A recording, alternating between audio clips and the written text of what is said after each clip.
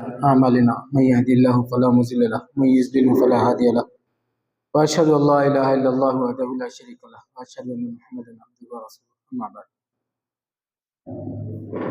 أعوذ بالله السميع العليم من الشيطان الرجيم من همزه ونفخه ونفثه بسم الله الرحمن الرحيم إنا أرسلنا نوحا إلى قومه أن أنذر قومك من قبل أن يأتيهم عذاب أليم.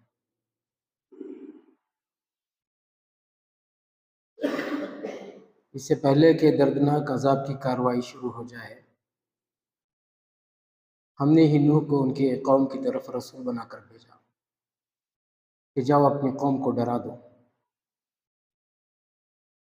جو سماج اللہ کے ساتھ کسی دوسرے کو شریک ٹھہراتی ہے، اس سماج پر اللہ تعالیٰ عذاب کی کارروائی کرتا ہے۔ عیسیٰ علیہ السلام نے اپنے سماج سے کہا تھا، انہ من یشرک باللہ فقد حرم اللہ علیہ الجنہ، کہ جو بھی اللہ کے ساتھ شریک ٹھہرائے گا کسی دوسرے کو، اس پر اللہ تعالیٰ نے جنت کو حرام قرار دے دیا ہے۔ آخرت تو برباد ہوئی۔ دنیا میں بھی شرک کرنے والے سماج کے ساتھ اللہ تعالیٰ نے الگ الگ کارروائی کی ہے۔ بعض قومیں ایسی تھیں جن کو اللہ تعالیٰ نے مکمل صاف کر دیا، قوم عاد، قوم سمود۔ اگر قرآن ان کے بارے میں کوئی تفصیل بیان نہ کرتا تو لوگ ان کو بھول ہی جاتے۔ بعض سماج ایسی ہے جن کو اللہ تعالیٰ نے جینے کا موقع دیا، مگر ذلت اور رسوائی کے ساتھ۔ وَضُرِبَتْ عَلَيْهِمُ الذِّلَّةُ وَالْمَسْكَنَةُ وَبَاءُوا بِغَضَبٍ مِّنَ اللَّهِ، جیسے اہل کتاب۔ جو سماج اللہ کے ساتھ کسی دوسرے کو شریک ٹھہرائے، اس سماج پر کم از کم 6 قسم کا عذاب ہے، کبھی بھی آ سکتا ہے۔ انبیاء علیہ السلام نے پوری امانت داری کے ساتھ اللہ کے عذاب کے بارے میں لوگوں کو بتایا، تو سماج نے اس کا مذاق بنایا۔ پیارے رسول صلی اللہ علیہ وسلم صفا کی پہاڑی پر کھڑے ہو کر کہتے ہیں کہ اے میری قوم، ایک اللہ کو مان لو، ورنہ اللہ کی فوج ہے جو تم پر حملہ کر ڈالے گی۔ اللہ کی فوج تو بے شمار ہے، ہوا، مٹی، آندھی، سیلاب، طوفان، پانی، زلزلے، بجلی، گرج، چیخ، کھٹبل، مچھر، خون، جوں، مینڈک۔ اللہ کی فوج تو بہت ساری ہے۔ پیارے رسول صلی اللہ علیہ وسلم نے کہا، سألت ربی خمسا، ایک اور روایت میں فرمایا سألت ربی ثلاثا۔ دونوں روایت میں سب سے پہلے نبی نے جس چیز سے پناہ مانگی تھی وہ ہے قحط، کیونکہ قحط ایک ایسی پریشانی ہے جو نبیوں کی موجودگی میں آ گئی ہے۔ موسیٰ علیہ السلام، ہارون علیہ السلام، نوح علیہ السلام، یعقوب علیہ السلام، یوسف علیہ السلام اور خود رسول اللہ صلی اللہ علیہ وسلم کے موجودگی میں قحط کی کارروائی ہو گئی۔ اس کا مطلب یہ ہے کہ ہم اور آپ پوری ملت دعوت اور دین کی خدمت کرتے رہیں گے تو بھی یہ پریشانی آ سکتی ہے۔ قحط کی 3 حالتیں ہوتی ہیں۔ پہلی حالت میں بارش روک دی جاتی ہے، گاؤں دیہات کے لوگ اس کو زیادہ محسوس کرتے ہیں۔ جیسے قوم نوح کے ساتھ ہوا، کفار مکہ کے ساتھ، بارش روک دی گئی تو قحط ظاہر ہو گیا۔ قحط کی دوسری حالت میں غلہ بے سود ہو جاتا ہے، کھانے پینے کی چیزیں ہوتی ہیں مگر کھانے لائق نہیں رہتی۔ جیسے فرعون کے دسترخوان میں جوں پڑ گیا، کھٹمل گر گیا، خون پڑ گیا، مینڈک کود گیا، سب کچرا ہو گیا، کھانے لائق نہیں تھا۔ فرعون کے کھیت میں اللہ تعالیٰ نے ٹڈی کے فوج کو بھیج دیا، جیسے کورونا کے زمانے میں راجستھان کے علاقے میں ٹڈی کی فوج آ گئی، سب کچرا ہو گیا۔ قوم سبا کے ڈیم کو پھوڑ دیا گیا، بہترین پھل پھلاریاں تھیں، سب کیچڑ ہو گئے۔ کھانے پینے کی چیزیں ہیں مگر کھانے لائق نہیں ہے۔ قحط کی 3 حالتیں ہوتی ہیں، یا تو بارش روک دی جاتی ہے، یا غلہ بے سود ہو جاتا ہے، یا وبائی بیماری آتی ہے۔ وبائی بیماری قحط کی ایک شکل ہے، بہت سے لوگوں کو معلوم نہیں ہے۔ قحط میں ہوتا کیا ہے؟ جان کا ڈر۔ صرف ہمارے انڈیا کے اندر کورونا کی دوسری لہر میں 45 لاکھ لوگ مر گئے، یہ آفیشیل ڈاٹا ہے جو گورنمنٹ ہسپتال سے دیا گیا تھا۔ جو پرائیویٹ ہسپتال میں مر گئے وہ تو بتاتے ہی نہیں تھے، کیونکہ ہسپتال کو کوارنٹائن کر دیا جاتا تھا۔ گھروں میں اور راستے میں جو لوگ مرے اس کا حساب ہی نہیں ہے۔ اگر اس سب کو جوڑ لیا جائے تو کم از کم 1 کروڑ کی آبادی ہمارے انڈیا کی گئی ہے صرف دوسری لہر میں۔ جان کا ڈر تو سب کو معلوم ہے۔ قحط کا دوسرا سائنس کیا ہے؟ ریسورس کم ہو جاتے ہیں، آمدنی کے راستے کم ہوتے چلے جاتے ہیں۔ 80% آفیشیل جاب چلے گئے، جن کا پی ایف کٹتا تھا۔ جن کا پی ایف نہیں کٹا وہ تو بیچارے جان بچانے کے لیے پیدل ہی گھروں کی طرف نکل گئے۔ کاروبار اگر 100% اسپیڈ سے چلے تو 7 to 8% فائدہ ٹکتا ہے۔ کیا آج 100% بزنس ہے؟ بڑی مشکل سے 40% ہے بزنس، ورنہ مارواڑ سماج کے لوگ کہتے ہیں 25% بزنس ہے، گجرات سماج کے لوگ کہتے ہیں 30% ہے، دلی سماج کے لوگ کہتے ہیں 35% ہے۔ بڑی مشکل سے 40% بزنس ہے۔ ہر ڈپارٹمنٹ کے لوگ پریشان ہیں، کوئی سنا رہا ہے کوئی نہیں سنا رہا ہے۔ قحط کی وجوہات کیا ہے؟ کیوں قحط کی کارروائی ہوتی ہے؟ سب سے بڑی وجہ شرک ہے۔ شرک کی وجہ سے قوم نوح کے ساتھ، قوم فرعون کے ساتھ، کفار مکہ کے ساتھ قحط کی کارروائی ہوئی، اور جب دجال آئے گا اس وقت بھی قحط کی کارروائی ہوگی۔ قحط کی سب سے بڑی وجہ شرک ہے۔ دوسری بڑی وجہ زکوٰۃ میں چوری۔ اللہ تعالیٰ بادل کو روک دے گا رحمت کے، تو قحط ظاہر ہوگا۔ قحط کی تیسری بڑی وجہ ڈیٹینشن کی پالیسی، اپنے ہی سماج کے لوگوں کو سماج سے بے دخل کرنے کا نظام۔ آپ نے یہ نام ڈیٹینشن کہیں سنا ہے؟ NRC، CAA، detention centres. جب اپنے ہی سماج کے لوگوں کو سماج سے بے دخل کرنے کا سسٹم ڈیولپ کیا جاتا ہے تو قحط کی کارروائی ہوتی ہے۔ جب بنی اسرائیل کے ساتھ فرعونیوں نے سیکنڈ سٹیزن شپ کی پالیسی پہ کام کیا تو فرعونیوں پر قحط کی کارروائی شروع ہو گئی۔ جب اصحاب رسول اور رسول اللہ صلی اللہ علیہ وسلم کے ساتھ مکے میں شعب ابی طالب میں ڈیٹین کرنے کی پالیسی اختیار کی گئی، سماج سے بے دخل کرنے کا نظام چلایا گیا، تو نبی کی بددعا کی وجہ سے مکے والوں پر قحط کی کارروائی ہو گئی۔ جب یوسف علیہ السلام کو بغیر گناہ کے جیل میں رکھا گیا تو مصر والوں پر بھی قحط کی کارروائی شروع ہو گئی۔ جب اپنے ہی سماج کے لوگوں کو سماج سے بے دخل کرنے کا نظام چلایا جاتا ہے تو قحط کی کارروائی ہوتی ہے۔ اور قحط براہ راست عذاب نہیں ہے۔ اگر یہ عذاب ہوتا تو نبیوں کی موجودگی میں نہیں آتا، اور نہ یہ نبی دعا کرتے اللہم اعنی علیہم بسبع کسبع یوسف۔ اے اللہ، جس طریقے سے یوسف علیہ السلام کی مدد تو نے 7 سال کی قحط سے کی ہے، اللہ میری بھی مدد کر دے۔ اگر قحط عذاب ہوتا تو نبی یہ دعا نہ کرتے۔ تو نبی دعا کر رہے ہیں، اس کا مطلب قحط عذاب نہیں ہے، مگر کسی بڑے عذاب کی دھمکی ضرور ہے۔ جب کسی قوم پر قحط کی کارروائی ہوتی ہے تو وہاں بسنے والے ایمان والوں کو اللہ تعالیٰ راحت کے راستے کھول دیتا ہے۔ قحط کے بعد اللہ تعالیٰ نے بنی اسرائیل کو راستے کھولے، فرعون سے نجات دلائی۔ قحط کے بعد یوسف علیہ السلام کو اللہ تعالیٰ نے مصر کا بادشاہ بنایا۔ قحط کے بعد اصحاب رسول اور رسول اللہ صلی اللہ علیہ وسلم کے لیے مدینے کا راستہ کھل گیا۔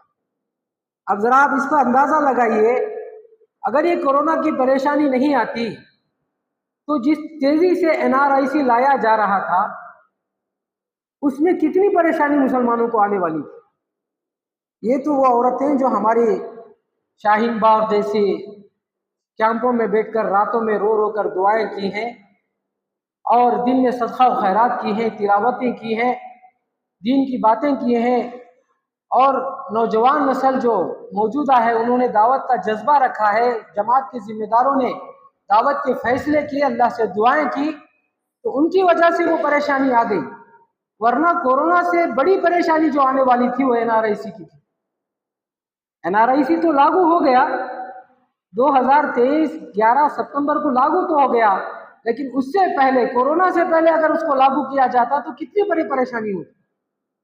تو جو پریشانی کورونا کی شکل میں آئی یا قحط کی جس شکل میں کورونا آیا، وہ ایمان والوں کے لیے راحت کا پیغام لایا۔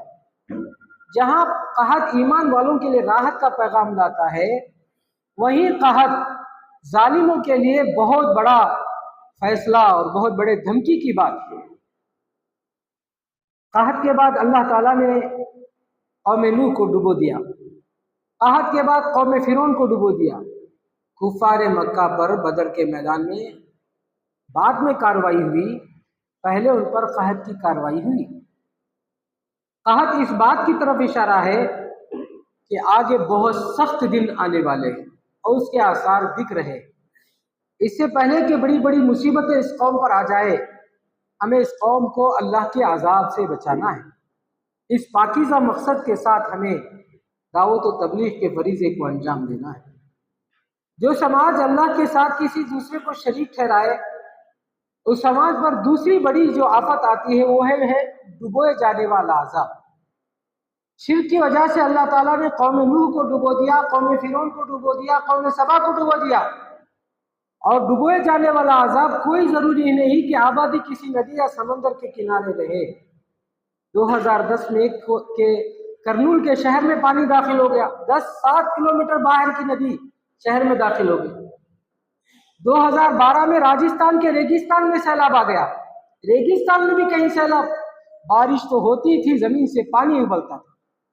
2014 میں کشمیر کے پہاڑ میں سیلاب آ گیا، ہر سال کے 5 دن کی بارش سمجھ رہے تھے، لیکن وہاں 5ویں دن کی بارش زہریلی بارش تھی، دروازے اور کھڑکی تک دوبارہ استعمال میں نہیں آئے، برتن تو دور کی بات، پلاسٹک تک دوبارہ استعمال میں نہیں آئے۔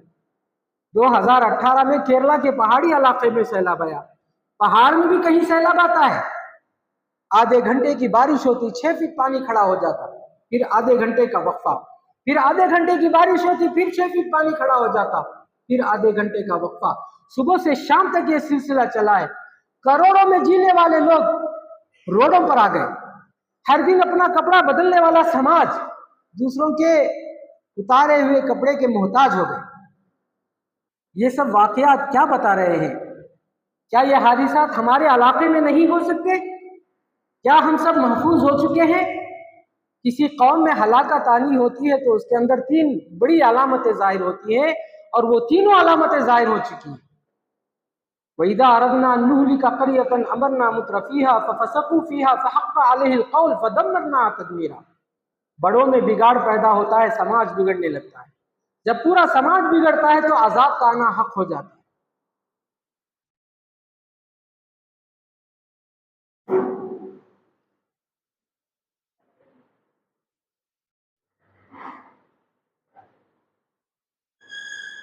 جب پورا سماج بگڑ جاتا ہے تو عذاب کا آنا حق ہو جاتا ہے۔ مثال کے طور پر آج ہمارے موبائل میں ایجوکیشن کے نام پر پورنوگرافی کے اپلیکیشن فری آف کاسٹ ملتے ہیں۔ کیا ڈپارٹمنٹ کے لوگوں کو نہیں معلوم؟ چرس اور گانجا گلیوں میں سرے عام بک رہا ہے، کیا ڈپارٹمنٹ کے لوگوں کو نہیں معلوم؟ کسی قوم میں ہلاکت آنی ہوتی ہے تو ذمہ داروں میں بگاڑ پیدا ہوتا ہے، وہ سماج کو بگڑنے چھوڑتے ہیں، پھر پورا سماج جب بگڑتا ہے تو اس سماج پر عذاب کی کارروائی ہو جاتی ہے۔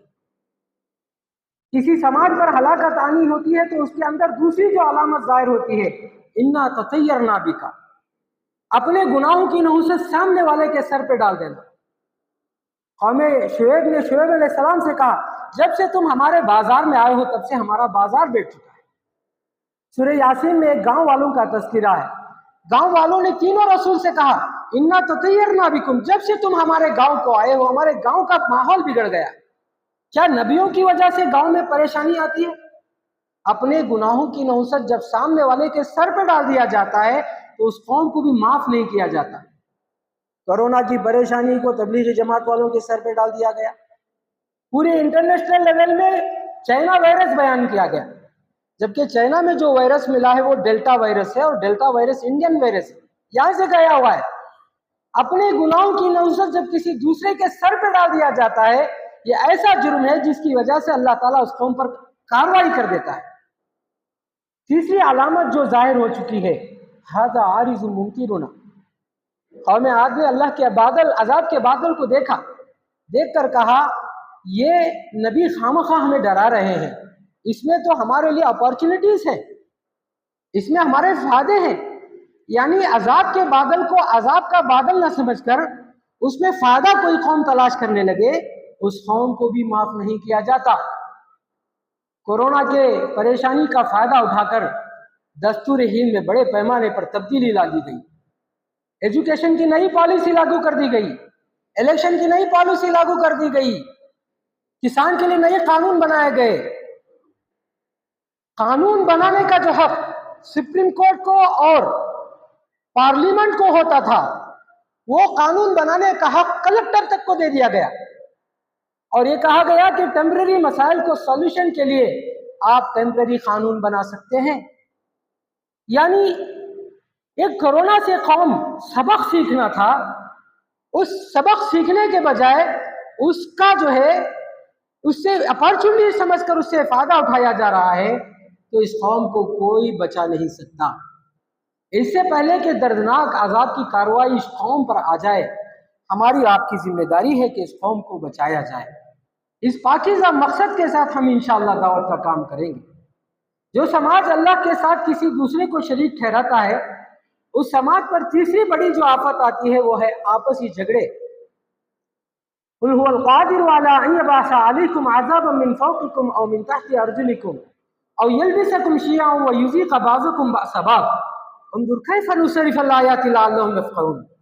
आपस में लोग लड़ेंगे, भिड़ेंगे, बासुहुम बैनहुम शदीद तहसबुहुम जमीअन व कुलूबुहुम शत्ता ज़ालिका बिअन्नहुम कौमुन ला यअक़िलून। इनके दरमियान जबरदस्त झगड़े हैं, आप बाजार इनको मिले हुए महसूस कर रहे हैं, हालांकि इनके दिल बिल्कुल इस तरीके से बिखरे हुए जैसे चावल के दाने बिखर जाते हैं। ज़ालिका बिअन्नहुम कौमुन ला यअक़िलून, इसलिए कि इस कौम को अकल नहीं है। जो कोई कौम अल्लाह को छोड़कर किसी दूसरे को अल्लाह बनाए, अल्लाह का मकाम देने लगे, शिर्क करने लगे, तो क्या उस कौम में आपस में इंतशार नहीं होंगे? ये जात पात के झगड़े, ये ऊंच नीच के मसाइल, ये छूत अछूत, ये दलित ब्राह्मण के झगड़े, ये भेदभाव क्या है? इस समाज पर शिर्क की वजह से अल्लाह की तरफ से आया हुआ अजाब है। अफसोस की बात यह है कि ये कौम इस अजाब को तहजीब समझती है, कल्चर समझती है। ये कम अकल कौम है। उसके साथ हमारे मिल्ली कायदीन क्या चाह रहे हैं? इस झगड़े का सियासी फायदा ढूंढ रहे हैं। क्या हम कामयाब हो सकते हैं? रसूलुल्लाह सल्लल्लाहु अलैहि वसल्लम के ज़माने में, ऐन उस ज़माने में जिस ज़माने में सहाबा जान बचाकर मदीने का रुख कर रहे हैं, औस और खसरज का झगड़ा सामने आया। रसूलुल्लाह सल्लल्लाहु अलैहि वसल्लम चाहते तो इस झगड़े का सियासी फायदा ढूंढते, लेकिन रसूलुल्लाह सल्लल्लाहु अलैहि वसल्लम ने क्या कहा? झगड़े से हल दूसरा भी हो सकता है। अच्छा, लोगों ने कहा ऐसा कौन सा मसला है जिससे हम इस मसले को हल कर सकते हैं, आप बताइए तो सही। अल्लाह के नबी सल्लल्लाहु अलैहि वसल्लम ने फरमाया, क़ूलू ला इलाहा इल्लल्लाह। जात पात के झगड़े का मसले का हल क्या है? इस कौम को एक अल्लाह की तरफ बुला दिया जाए। ये कौम अगर एक अल्लाह को मान लेगी तो खुद ब खुद इस जात पात के झगड़े से बाहर निकल जाएगी। ये मसला इनका है, हम समझते हैं, ऐसा नहीं है। जिस कश्ती में हम सवार हैं उस कश्ती का ये सुराख है। अगर इस मसले को हम नहीं देखेंगे, नुकसान हमें भी भुगतना पड़ेगा, नुकसान हमें भी उठाना पड़ेगा। एनआरआईसी की तारीख क्या है? एनआरआईसी की तारीख क्या है? दो समाज के दरमियान झगड़ा था, अपर कास्ट और लोअर कास्ट और नीचे की जात वालों के दरमियान झगड़ा था। निचली जात वाले पढ़े लिखे हो गए, उन्होंने अपना रिजर्वेशन मंगवा लिया। ऊपर के जो अपर कास्ट के लोग हैं, उन्होंने कहा कि जब हम हिंदू के नाम से इसकी गिनती करेंगे तो उसके हिसाब से हम रिजर्वेशन देंगे। ये झगड़े तो उनके थे, अपर कास्ट और लोअर कास्ट के दरमियान के झगड़े थे। जब एनआरआईसी लागू किया गया اس میں منشن کیا گیا کہ آپ اپنے نیم کریکشن کے نام پر آپ اپنے آپ کو ہندی لکھ دو، ہم آپ کو آزاد کر دیں گے۔ کیا مطلب تھا؟ یہ جو نچلی ذات کے لوگ تھے ان کو مجبور کیا جا رہا تھا کہ تم ہندو لکھو، مسئلہ تو ان کا تھا۔ جب وہ اپنے آپ کو ہندو لکھنے لگیں گے تو نتیجے میں ان کو جو ریزرویشن ملا تھا وہ ختم ہو جاتا ہے، ایجوکیشن کا اور سیاسی اور ساری چیزیں، نوکریوں کے جو ریزرویشن تھے وہ ختم ہو جاتے ہیں۔ وہ لڑائی ان کی تھی، نقصان ہمیں بھگتنا پڑا کیونکہ ہم اس کشتی کے سوار ہیں۔ ہم کیا سمجھتے ہیں یہ مسائل ان کے ہیں، ان کے مسائل سے جڑے ہمارے مسائل ہیں، ہمارے مسائل اور ان کے مسائل ایک ہے۔ اس لیے اس مسئلے کا حل یہ ہے کہ اس قوم کو ایک اللہ کی طرف بلایا جائے۔ جب یہ قوم اس ذات پات کے دلدل سے باہر نکلے گی تو ہمیں بھی اللہ تعالیٰ مدد پہنچائے گا۔ جو سماج ایسی ہی حالت میں ہم اس کو چھوڑ دینا چاہ رہے ہیں، ان کو بلکتے پریشان ہوتے ہوئے چھوڑ دے رہے ہیں، تو نقصان صرف ان کو نہیں ہوگا، ہمیں بھی بھگتنا پڑے گا۔ اس سے پہلے کہ وہ برے دن ہمیں دیکھنے کو ملے، ہمیں دعوت کے کام کو تیز کرنا پڑے گا۔ جو سماج اللہ کے ساتھ کسی دوسرے کو شریک ٹھہرائے، اس سماج پر چوتھی جو بڑی آفت آتی ہے وہ ہے ان کی اکانومیکل کرائسس، ان کا مالی بحران۔ قوم نوح کے مسائل میں سے مسئلہ تھا، فَقُلْتُ اسْتَغْفِرُوا رَبَّكُمْ إِنَّهُ كَانَ غَفَّارًا يُرْسِلِ السَّمَاءَ عَلَيْكُمْ مِدْرَارًا وَيُمْدِدْكُمْ بِأَمْوَالٍ۔ جتنا بازار میں پیسے لگاتے تھے اتنا گھاٹا ہو جاتا تھا، پریشان تھے۔ تو نوح علیہ السلام نے اپنی قوم سے کہا کہ اللہ سے معافی مانگ لو۔ ہمارے ملک کی GDP کا حال کیا ہے؟ -5 سے -39% چلا گیا، پھر -24% چل رہا ہے، اور جھوٹا ہوا کھڑا کیا جا رہا ہے کہ -19% آ جائے گا۔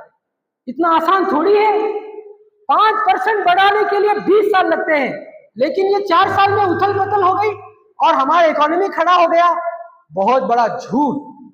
جو کمپنیاں بھاگ گئی ان کا حساب نہیں جوڑا گیا، اب تو صرف بڑی بڑی کمپنیوں کا حساب جوڑ کر بتایا جا رہا ہے کہ یہ GDP ہمارا ڈیولپ ہو چکا ہے، چھوٹے موٹے کمپنیوں کا حساب ہی نہیں لایا جا رہا ہے۔ اگر مالی حالت کو ایسے ہی چھوڑ دیا جائے تو 5,000 روپے کے لیے آدمی کا قتل ہو جائے گا۔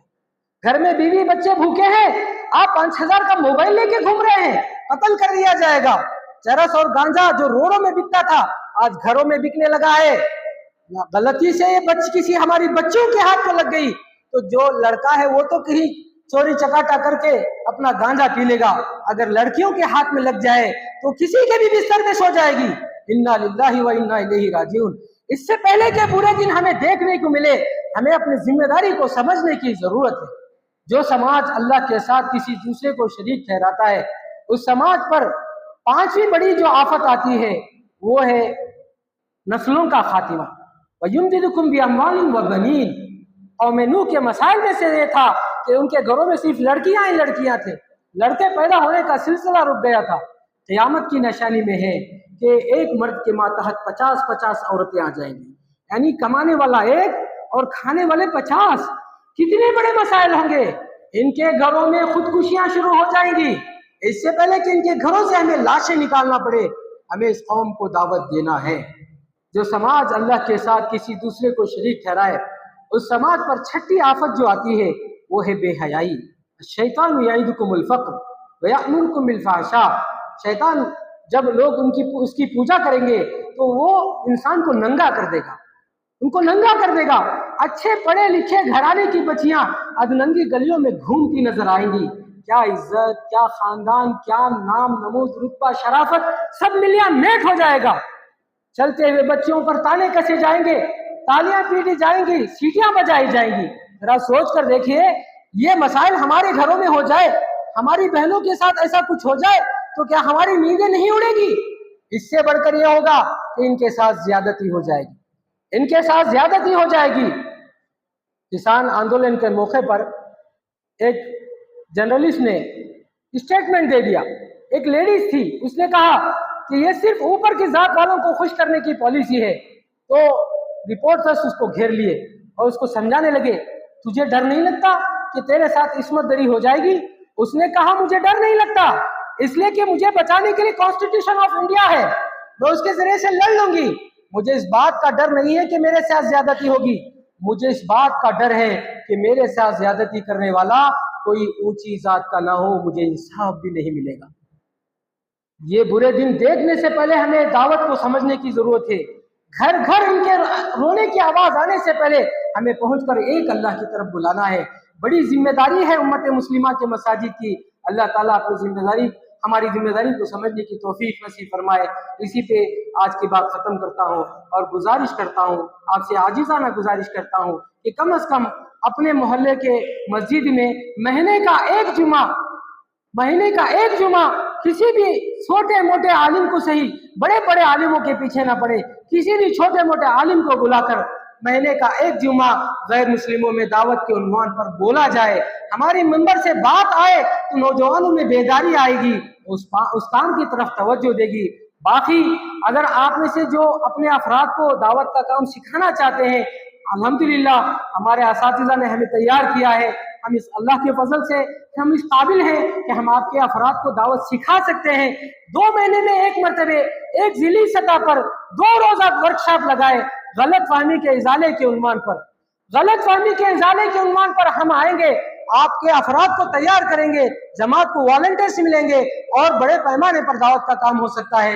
इसी पर आज का जो है किताब खत्म करता हूँ और दुआ करता हूँ कि अल्लाह ताला हम सबको इस कार्य खैर में हिस्सा लेने की तौफीक नसीब फरमाए। व आखिर दावाना अनिल हम्दुलिल्लाहि रब्बिल आलमीन। अस्सलामु अलैकुम व रहमतुल्लाहि व बरकातुहू।